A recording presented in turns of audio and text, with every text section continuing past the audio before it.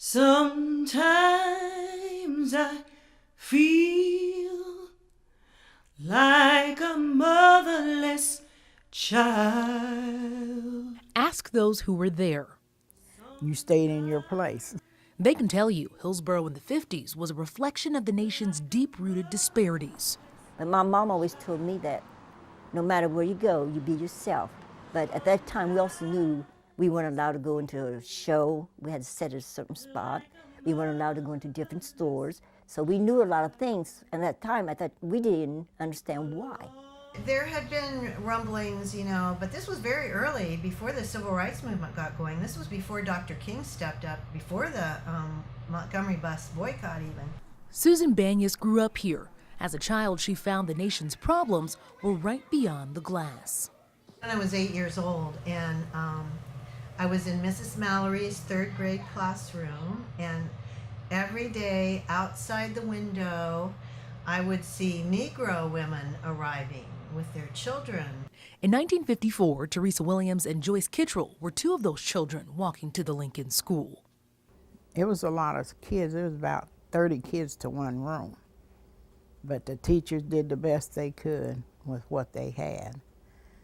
And they took time for each class in that room. We never had seen a map before, and we never really seen a good book that was there. And there's 2 or 3 subjects that we was kind of wondering, well, we never had these before when we went to Lincoln School. And so it was kind of in a way you enjoyed it because you were seeing something new and different. But yet you was just wondering, am I doing it right?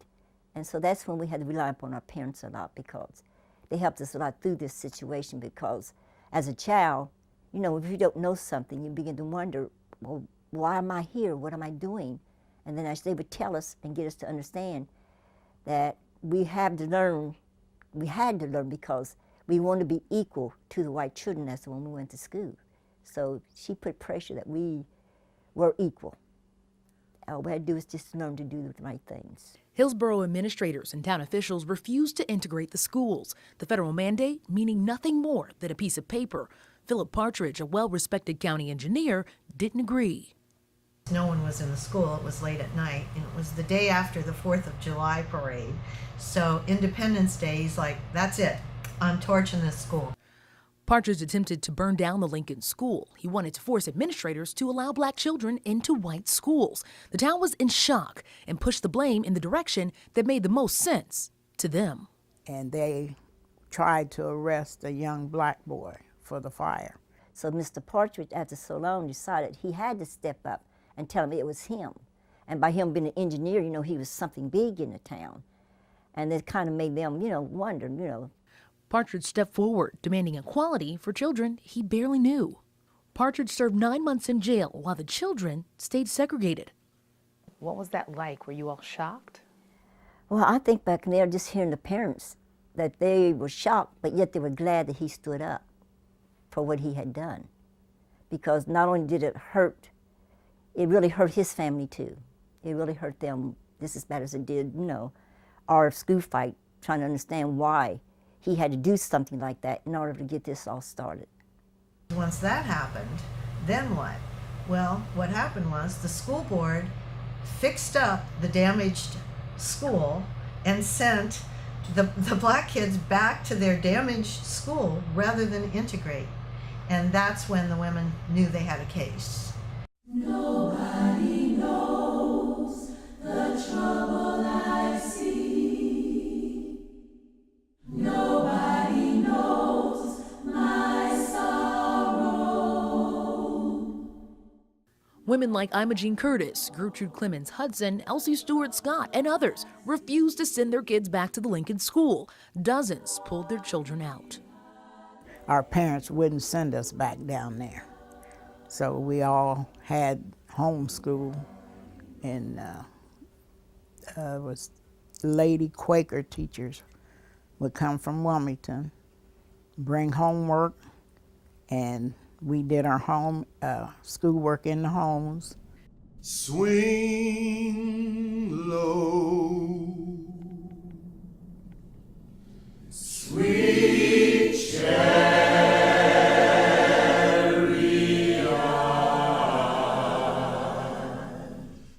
Every morning from 1954 to 1956, the Marching Mothers, as they came to be known, walked miles with their children. They went from their traditionally black neighborhoods to the schools they desired so badly.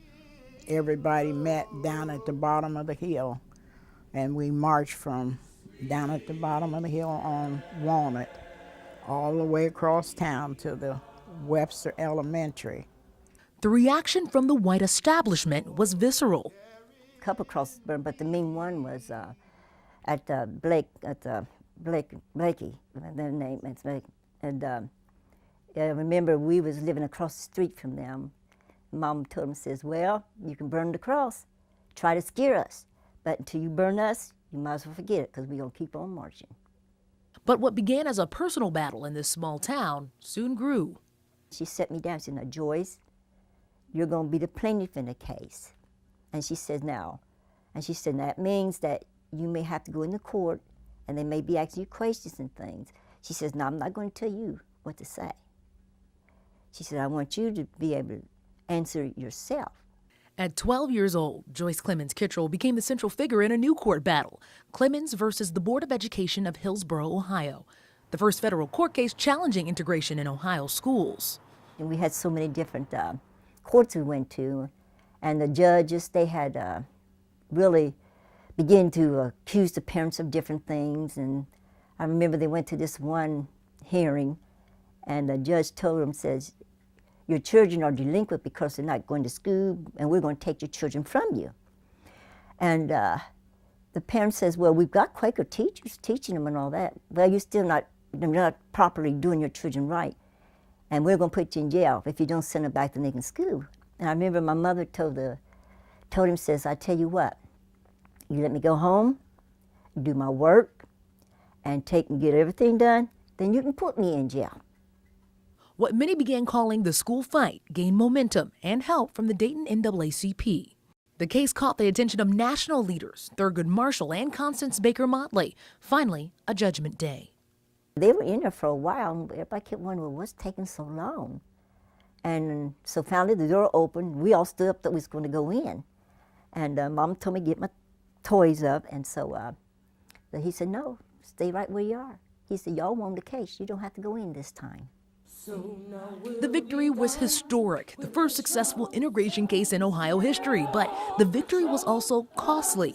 The Marching Mothers and their children continued to battle entrenched racism. As for Philip Partridge, his own desperate bid to end segregation changed the direction of his life. Well, he spent about 9 months in prison, finally was released, came back, couldn't get his job, and went on to become engineer out in Four Corners, New Mexico area. Then he went to Akron. Today, more than 60 years later, you can see the impact of the sacrifice of the Marching Mothers and Philip Partridge. Children of all colors share the hallways of Hillsborough schools, few of them having any idea of the steep price paid by a brave few. By the fact a lot of folks don't know about it, really is something we could work on our end. Working on teaching today's children about the history of their small town and its huge and lasting impact. Like different ships passing through the night, the Marching Mothers and the students never met Philip Partridge, but shared a passion that led strangers to the same purpose. It's time, America. It's time, Cincinnati. It's time, Hillsborough. It's time, Portland. It's time for all of us in our hearts to step across and get to know each other.